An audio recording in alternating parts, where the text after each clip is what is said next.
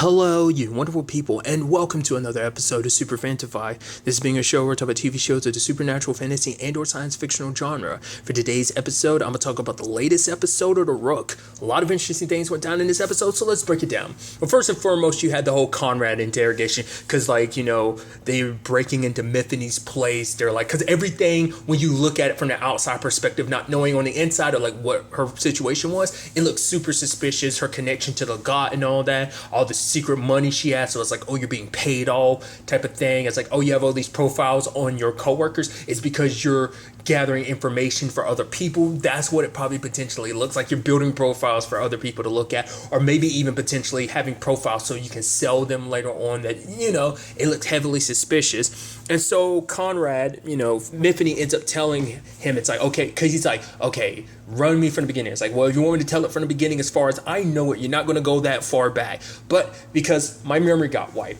And he's like, all right, but I'm not going to 100% trust you yet until I get the truth from your subconscious. So he uses his powers, run through everything, and finds out the truth about Mythony, which he's like, okay, your past actions the past 24 hours, okay, that's questionable. But at the very least, what we're going to do is, I promise you, we're going to find the person responsible. She's like, oh, I know who's responsible. It was Linda. What? Even Conrad was kind of shocked because, yeah, him and Linda kind of have their disagreements, but they've been working together for a long time. And so for him, it's like, they even think that she might be bad guy in this situation. Is kind of interesting, and this kind of ties in interestingly enough with Secretary Jennifer, because obviously it's like with everything that's kind of going down, it's like these are moments where you don't want to be prime minister. It's kind of PM. Once again, I could be mistaken if I'm. Regardless, it's interesting because the way her husband was kind of acting like whatever. I wonder, is that why she had the affair with Conrad in the first place, because her husband isn't that emotionally there for her? Is that what that's supposed to be? Or is that supposed to reference the fact is that he kind of has some idea about her and Conrad, and it's just kind of like, especially now that Jennifer's kind of broke things off with Conrad, now it kind of makes her realize just how empty her marriage might be. I don't know. That might be me making a lot of assumptions, but it was just kind of interesting. She's saying all that. He's like, yeah, sure. He was just so nonchalant about it. He seemed so laissez-faire about it, I always feel like I'm using it wrong. I'm pretty sure I am. Regardless. So that was just kind of interesting. And to have Linda show up there too, I was like, what the hell? And so Linda's like, oh, I got Nazim. But it's interesting because it seems like Linda is like, no, give me back my job. And I'm like, wait, so that's what this is all about? I was like, why would you go to, Jennifer? But I guess in her mind, maybe she figured not everyone knows everything, but even if they do know everything, it's fine, because it seems like everything she's doing is for the Shikei. I think for her, it's like the Shikei is her baby. Like, this is something I've been a part of for so long. It is kind of her everything, and without it, because it seems like she's even like, oh, look at Nazim, what he's capable of doing. If we fine tune his ability, he could, be like Jennifer was kind of saying it, like a mind assassin or something like that. I think that's what this has all been about. She was going to like, well, if I had to sacrifice, even though she's a rook, she's still probably a pawn in Linda's eyes, which is so interesting considering the fact is Mythony is someone that's supposedly so important to you, but you were willing to throw her. I guess because she wasn't getting the results out of Mythony that she wanted. I think that's what it stems from. It's like, I put so much time and effort into Mythony because I saw what she was capable of, but it didn't come out again. So it's like, you know what? Forget it. I'm going to get someone we can use, like someone a lot more powerful. And Nazim being able to kind of, with, as she said, with scalpel precision, be able to like mess with memories like that, especially because so much is tied to memories, your emotions. You can look at a memory one way and then kind of, see it kind of a different light the next. It kind of flows into what Monica's story is, but we'll get to that soon enough. But I thought that was so fascinating. Just like, that's where her mindset is. Like, I think that legitimately might be where she's coming from. Of like, I'm just trying to do what's better for the Shikei as a whole. And she kind of basically forces, like, Jennifer's like, hey, you might want to give me my job back. The fact of the matter is, and it's like, oh yeah, like, because obviously you have your plans for the future. I could end up exposing this whole Shikei thing in EVAs. It's like, you wouldn't do that. It's like, well, the fact of the matter is, our government has kept a lot of secret until they were outed. Like, which I never even knew that. It was kind of and that's interesting. I'm wondering when did the CIA become a known secret in the States? Because for her, she was saying like, oh, MI5 got exposed in 89, and what was it, 94, MI6 was an organization that was and that's why, because like MI6 is kind of Europe's equivalency to our CIA, which is interesting. hence, because isn't James Bond MI6 if I'm not mistaken? Nevertheless, I just thought that was just kind of fascinating. Like, of course, like governments keep secrets, so it's just interesting when you learn which organizations got outed when. Like, when the hell did the CIA become public knowledge to people? You know, which is funny to say CIA public knowledge because a lot of that's not public knowledge. I'm going in a tangent, but I just thought that was such an interesting line. And for her, it's like, oh yeah, so this whole chicane thing, it's not going to stay a secret forever. It's inevitability that is going to come out. But Jennifer's like, I don't deal in inevitable. I don't believe in inevitable. So, which is interesting because later on she comes in, she sees like Danielle and Conrad, you know, because there's a little something there, and then you have the whole thing of like, wait. Jennifer's like, oh, I'm sorry, I walked in. It's just like I was heading to a shredder in Conrad's lap. But they talk, and she's just running. She's just, obviously things are still a little awkward. She's just like, Linda's getting her job at. Yes, I know you want to be king or whatever, but the fact of the matter is, I've reevaluated Linda's job. I was wrong the way you go about it. So Linda kind of forced her hand, kind of made her see things differently. But what I love is like she's about to leave, and Conrad's like, you got to see. Linda's behind everything, plays the tape, stops it to kind of talk to her, and she's like, no, stop doing that, and plays it again. It's like, holy crap, and he's explaining everything. She's like, how about you stop fucking mansplaining to me and just let me watch a fucking tape?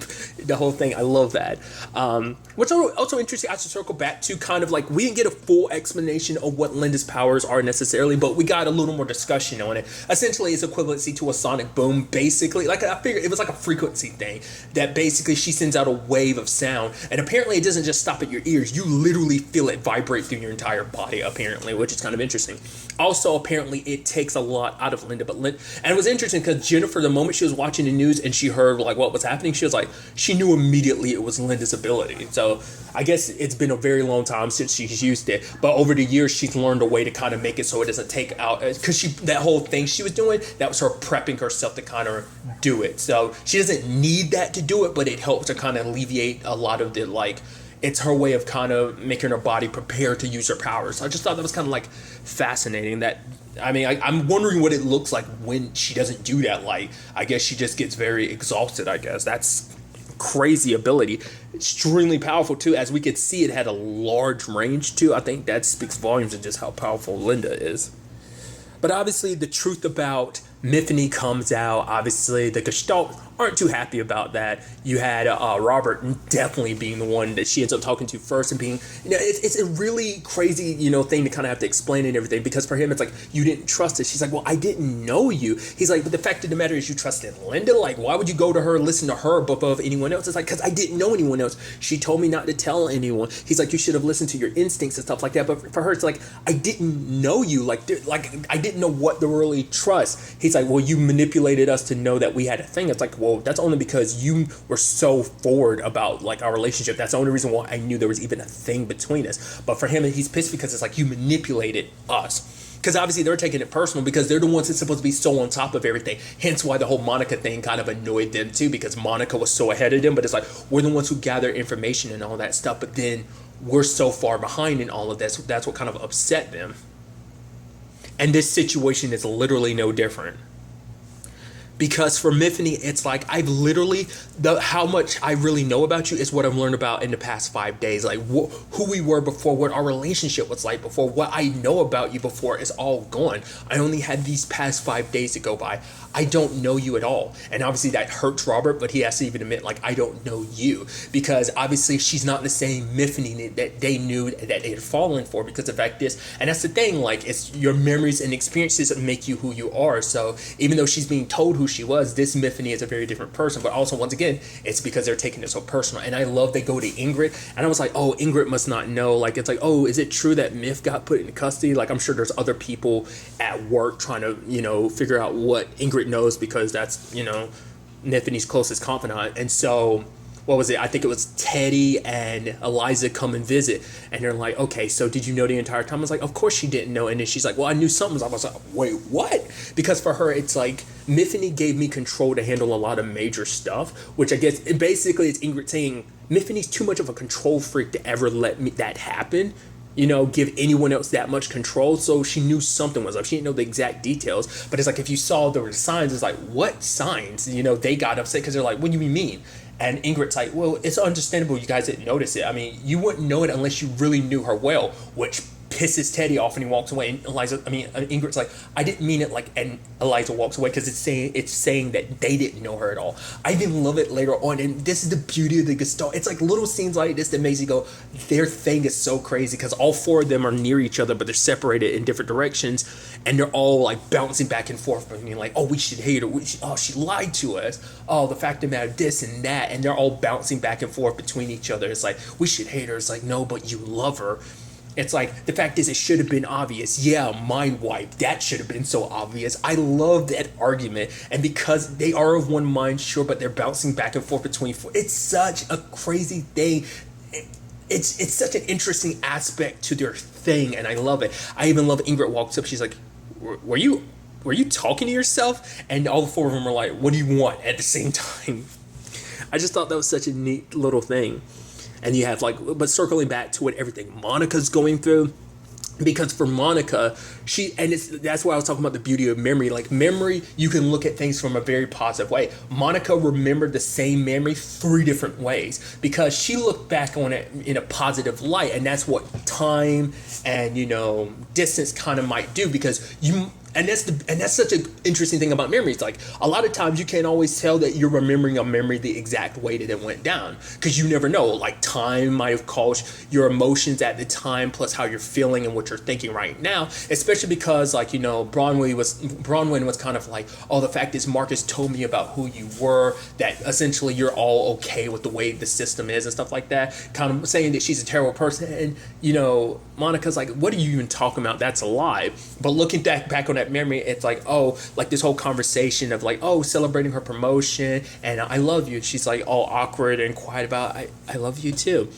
But then like she remembers it a little differently the second time. And then the third time is the real memory where it's like, no, that conversation never came up. Like, yeah, there was something there, but it was never to that point of love. But she looked back on that memory with rose-tinted glasses because they were having an argument, because Marcus made it even clear back then. He didn't vibe with the way things are, like the government controlling EVAs. It's like, we can't be free. The fact of the matter is, but Monica's kind of, I guess you can almost look at it as she's a corporate person, in the sense that it's like, yes, the way the system is, like we're a part of it, we found our place in it. Tell him, it's like, no, you don't need to be out in the don't need a desk job, you need to be out in the field because that's where you belong. But for him, it was a whole situation of like, this is the way we're not free, we're essentially slaves. But she's like, look where you are, you're in a bar, you're not in a cell. The fact of the matter is, if we had a regular day-to-day job like Denny's or something, we wouldn't be able to live free because we'd be hunted, captured, and sold. And so that in itself is just, her mindset. And it's so interesting just because you would think Monica made it seem like her and Marcus were just so in love, and this kind of came out of nowhere. But then she remembers Bronwyn was there. She was a bartender. Like that whole thing, she was like, oh, I thought we came to celebrate my promotion and everything over drinks. But it was actually, he was secretly there to meet up with her. But it took her, she couldn't remember where she recognized Bronwyn from, but Bronwyn was the bartender that night. And that's what the whole thing was. Like the entire time, he's never been a vulture. He's always been a part of resistance. And they were playing her, I guess, pumping her for information. I think maybe on some level, you had Marcus probably being a little hopeful. He fell for Monica, and I think maybe on some level he wanted her to be a part of all of this, but he saw she was so stuck in her ways. Or maybe he's always kind of been behind her back, being like, oh, she's such a terrible person, she's so okay with all of this. Once again, she saw what she wanted to see. That's even a conversation she has with Teddy. The whole thing actually pisses her off, because it's like, it's not just questioning him, it makes her even question herself, that she was so easily played by him. Obviously, Teddy's going through a very similar thing, with the Omiphany thing. And then it's like, oh, if I do this, will all four of you feel it? And I think he makes the whole thing of like, I'm touching your hand, do you feel it anywhere else? I think it's supposed to be the thing of like, yeah, they have the sensation, but they don't all feel it the same way. I think it's what that was supposed to represent. And then I'm like, yo, this is actually, I'm like, whoa, things are about to get hot and steamy. And I love that you hard cut, like I'm skipping over some of the Omiphany stuff, but I'll circle back to it. But I love that she goes there, she's trying to make things up to the Gestalt. It's like, oh, intense emotions is what triggers my memories, because look at what happened with Bristol. Being with Bristol triggered some memories for her. So it seemed like being around her sister, like I said, we'll get to that soon enough, triggered some memories for her as well. But she's up there trying to talk to the Gestalt. They're like, this is really not a good time. It's like, yeah, Teddy's off with Monica, and this is awkward because your current girlfriend slash ex-girlfriend, a whole complicated situation that's happening while you're potentially cheating on her with someone. It's a whole thing when you actually break that down, and it's like, huh. I'm surprised Miffany didn't immediately jump on it being like, where's Teddy? Because usually, I mean, to be fair, they can be separated. Sure, it's not like they all need to be there, but that was such a fascinating thing to me. It was just like, oh, that's potentially happening right now. Hence why they were like, we need you to go. Because it's almost like, in layman's terms, it's basically like she literally walked in on you having sex, but she didn't realize the other person was in the room. It's that type of situation, just in a very unique, only a Gestalt type of way situation. It's really fascinating when you break that down. But nevertheless, diving into the other side of things is the whole Bronwyn situation. She brought up a lot of interesting situations of why she's a part of this, resistance and whatnot, because it turns out like she refers to the Chicay as like a cult, just not just them, any government agency like them, because they kidnap kids. Because they are so powerful, they can rewrite history. They can make the paperwork kind of go along with what they believe. Because it turns out like her parents died, like their parents died I'm about to say 2 years, some time ago, because their dad was mom and dad were in a car accident, most likely because their dad was drinking, and it was the Chicay's fault because they tore our family apart the moment they took you. Like, I think that time in 2004 when her powers first developed, when she went to the hospital, the Chicay pretty much came and yanked her up, and the reason why she refers to them as a cult is because they isolate you, cut you off from your family and friends, making it feed you all these different lies to kind of make it seem like, oh, we're the only ones there for you, we're the only ones that care about you, kind of molding you into. And I love her even breaking it down, like they do you just like a cult would. They break you down and then they build you up. Saying that, oh, your family doesn't even want you, she's like, they probably didn't even give you all the letters I wrote to you. And so for her, it's like they make you feel like they're the only ones that you have to latch on to. And it's like, yeah, that's very, very interesting. Which is so interesting because you think back to earlier in the episode where you had Miffany being like, the fact is she was like, so, and that was so interesting too. Like, that was her first time obviously hearing that recording when Conrad ended up playing it, but it was her being like, okay, so you chose the blue key. I get it. You want a new life. I kind of was hoping that you would get answers for both of us, the answers we deserved about what happened to us, but I can't blame you for wanting just to get a fresh start, like, best of luck, and everything. And you see her kind of tearing up, it's like, I just thought that was kind of interesting, and to kind of tie this all together, that's Miffany who wanted, because this is the world she was a part of. It's kind of all she knew because everything else was kind of cut from her life in a certain extent. It's kind of interesting. It took losing her memories for her to really see everything, kind of get a third-party perspective on her life and just everything around it involving the Chicay. It's so interesting, and maybe that's kind of like the point, is it took her losing her memories to kind of really see everything in her life for what it really was, potentially. So I just thought that was such a fascinating thing. So it doesn't seem like there's any lies or deceit in that regard. So it does seem like that really is her sister, and that she's been trying. Because for her, it's like when you were taken, you were 16, I was 12. I didn't really understand at that time, but I knew it was wrong. But I felt helpless because I couldn't do anything then. But now it's like I can do something now. We can run. We can get away. I'm assuming the contact she had, I would assume it would be like the Legat, but then it was like, no, the only reason why like she went to the Legat is because like, well, they would make it easier to kind of slip in and out of, they can smuggle EVAs obviously, but I doubt Bronwyn would go to them just because they sell EVAs and stuff like that. I don't know. I'm sure this has something to do with their resistance contacts and stuff like that. So it's the whole situation was kind of fascinating to me. Because Miffany was in that position where it's like, I don't feel anything. Like, the fact is, like, I believe you, but at the same time, it's like, I don't know what to believe, because all of this is like, you would think if this really was my home, if this is my bedroom, even though I don't have my memories, you'd think I'd feel something. Because she even said it with the Gestalt, even though she didn't have her memories, there was something there. So there's some semblance of that still alive. So for her to decide to, try and bring that out, especially after finding out, like, oh, if I trigger these intense emotions, I can get my memories back. Then I don't know. It was just a fascinating situation. I really like how the episode does end off too, with us finding out, oh, Linda got captured, which begs the question, where is Nazim? Because Jennifer most likely was like, oh, I know where Linda is, we're about to arrest her. But now Miffy's confronted Linda, and Linda's like, okay, so I think it's about time I told you the entire truth, which that's definitely going to be interesting. I'm curious, like, when it's all said and done, what is Miffy going to do? Especially realizing everything but even knowing that, hey, maybe there is some lies to all of that. The fact is, there is some part of her that's still running back to the Chikay but maybe it's just the Gestalt that she's running back to, not necessarily the Chikay. Maybe, I don't know. I'm curious, like, is she going to want all of her memories back? Because it's going to be a thing of, once she gets all of her memories back, there's also going to be all the things of, like, what she knows now, what she's gotten in these past, essentially, 5 days. So, plus what Linda tells her, I'm sure, like I said, like, obviously that's going to trigger some emotions and what that's all going to be about. I am very, very fascinated to find out what Linda's story is, what she's going to tell us, and whether, what her intentions were. I'm so interested to find out about all of that. But really, that's all I want to talk about. So the next time we meet, be happy, be safe, live life to the fullest, and enjoy it. Good day, and goodbye.